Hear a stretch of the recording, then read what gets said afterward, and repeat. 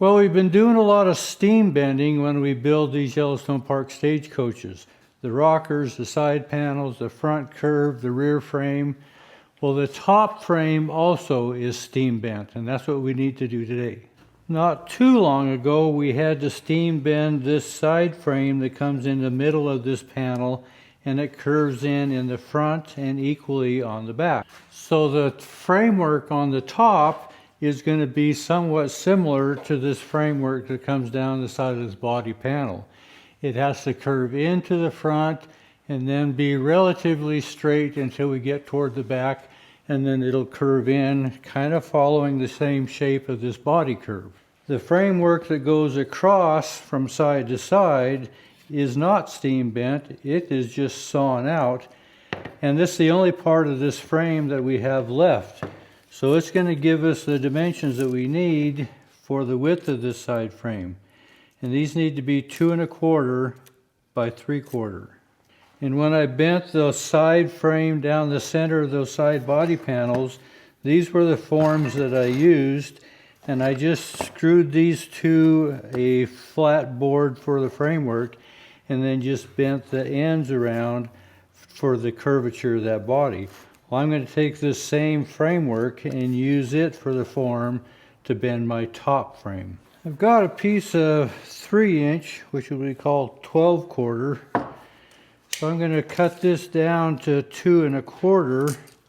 And then if I take off my 3/4 inch here, I'm actually going to be bending what we would call CVG, central vertical grain. It's pretty vertical through here, which will make a really nice strong frame, but actually bending it on the edge grain instead of on the flat grain. But I think we can get that to work.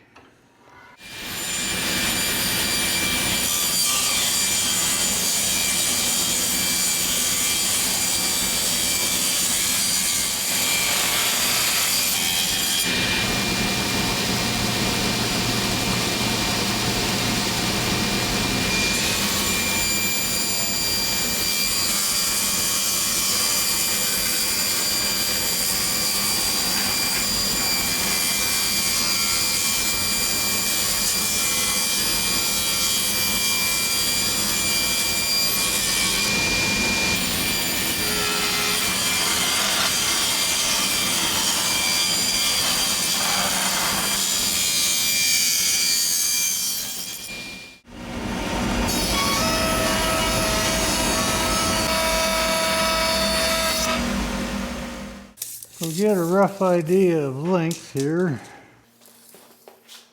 I'm at about 91, but I need a little extra length, another 3/4, another 1.5 inches.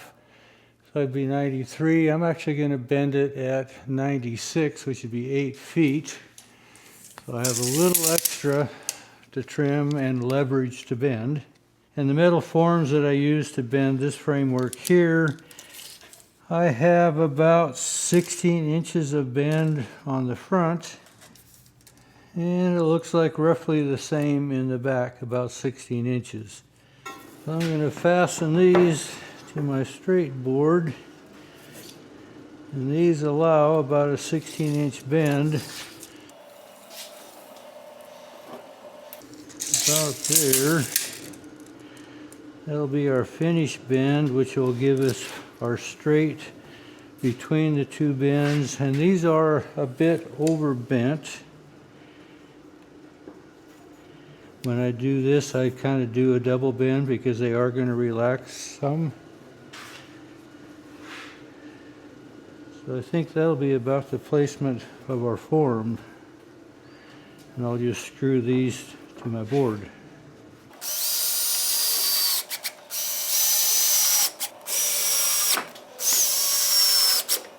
When I bent that frame down the center of each side panel, they were only about 1 inch thick, so I did 2 of them stacked on top of each other. So I did one for the 11 passenger and one for the 8 passenger.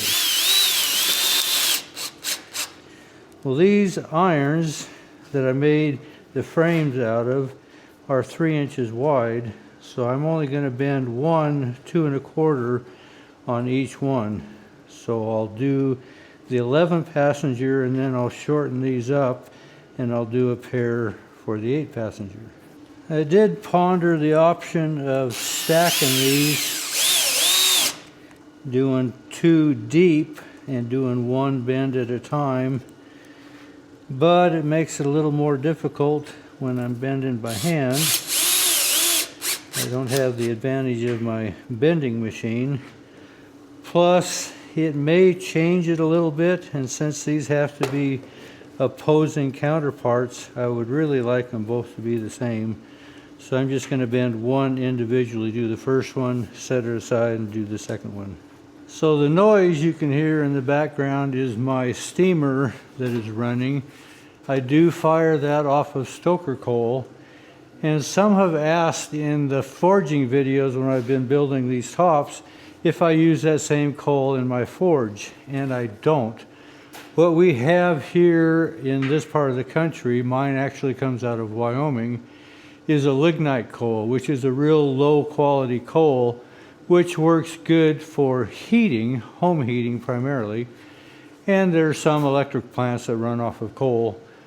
But when I get into blacksmithing, you can use either anthracite coal or bituminous, and I actually use bituminous coal that I ship in from Pennsylvania. They come in 50-pound sacks, and a pallet of 50 bags is 2,500 pounds.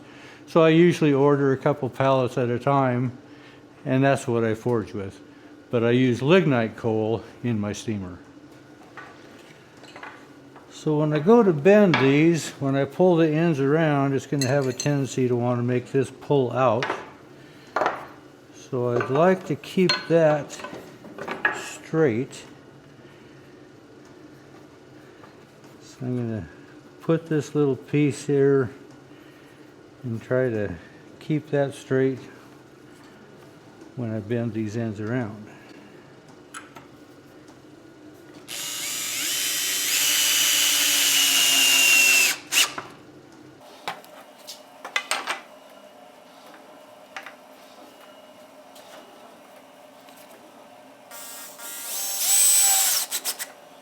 So let's get these starting to cook. These are 3/4 inch thick. I'm building kiln dried, so it has to be in there 2 hours for every inch thick. These have to be in here for an hour and a half.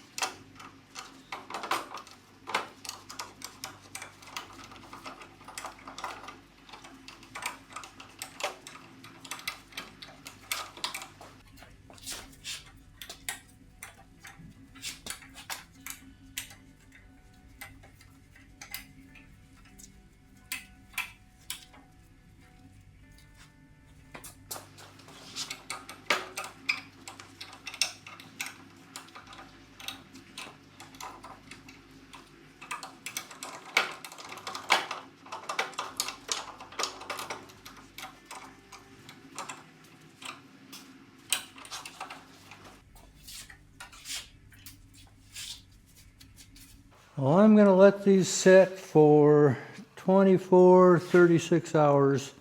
When you're bending a bend like this, it's really nice to have that vertical grain. It's much less apt to split out instead of running on that flat grain. I think these are going to work well. Well, we've got about 36 hours setting on these forms. So we'll take them off and see what we end up with. So they're going to have a fair bit of spring. But that's why we overbend to try to accommodate for that.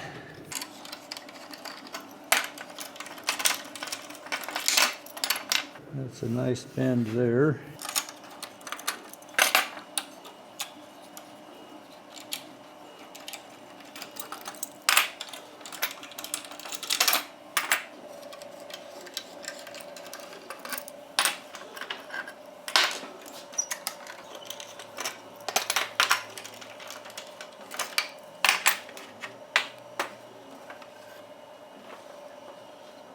That'll work for our 11. So we want these to kind of follow the same shape as the body panel. We're going to be right in the ballpark there. And we're going to mount up in this area here, which accommodates for the angles on our top corners. So that's kind of where our top frame's going to sit. So these will be our side frames, and on the top edge of that we actually want a drip edge to help keep the water away from the passengers, of course. And this drip edge has to be bent on edge to kind of follow this contour.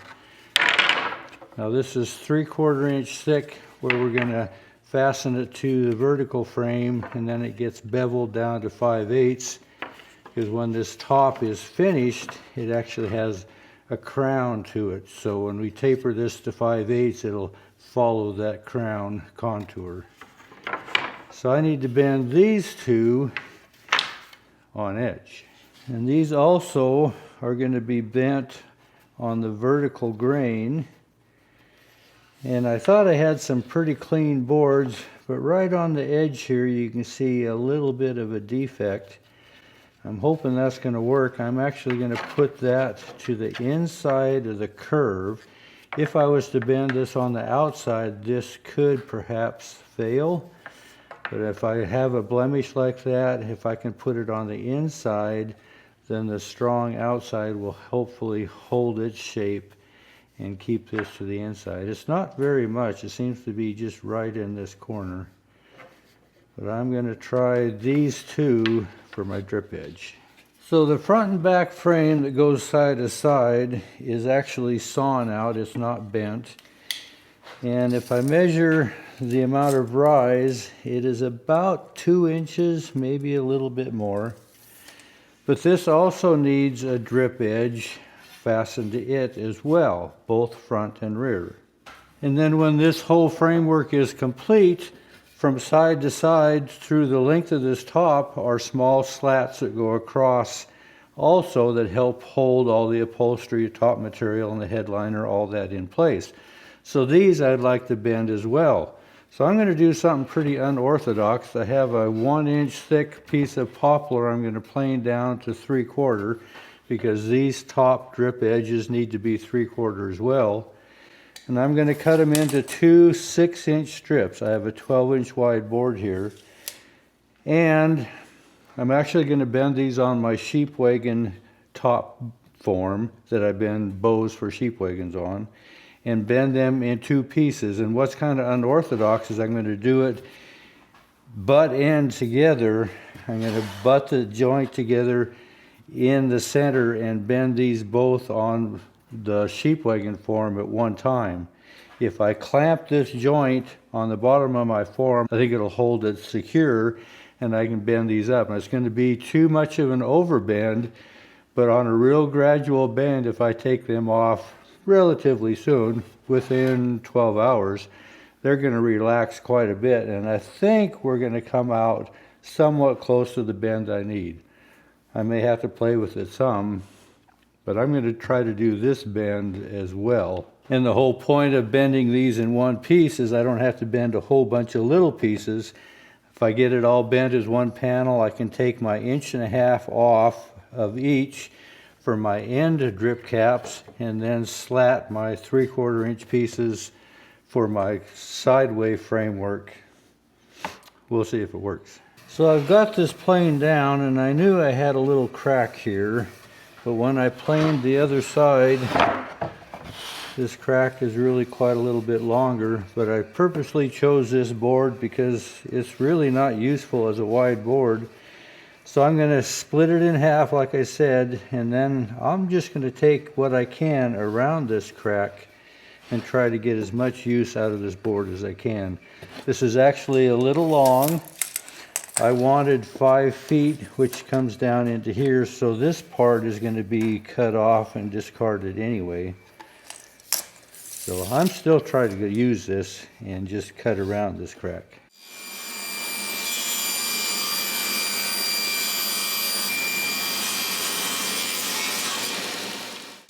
Now it would seem like with these drip edges, if they're only 3/4 of an inch thick, that I could stack the two of them together and bend them both at once. But sometimes it's easier just to make things as simple as possible. If you have two of them, then you're dealing with kind of a complicated deal. And when I'm bending by hand with just a clamp, if I just have one to deal with at a time, it makes it much simpler. So I'm still going to bend one on each form.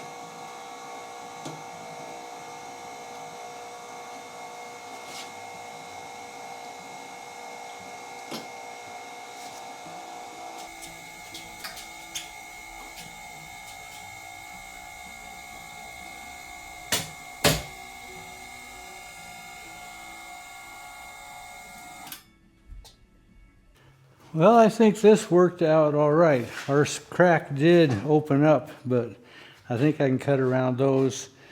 These kind of gave me a little bit of a struggle, but we got them in the end. We got both of them here. There is a acronym that oftentimes you have probably heard, the KISS, the KISS method. If I were to say this in front of my mother, I couldn't say as it is, keep it simple, stupid. She'd probably say, keep it simple, silly, or something like that. But the whole idea of doing one at a time was trying to keep this as simple as possible. You see, I did put a metal band on the outside, because generally anything over 3/4 of an inch needs to be banded to keep it, otherwise you'll split the outside edge. I'm going to let these sit for a couple days. There's a lot more resistance in these, so probably spring back a little more. These can come out in whenever. There's always a lot of spring in those. But I think this is going to make the foundation for my top. I just get to do it all over again for my 8-passenger. But it's doable anyway. Appreciate you coming along. Thanks for watching.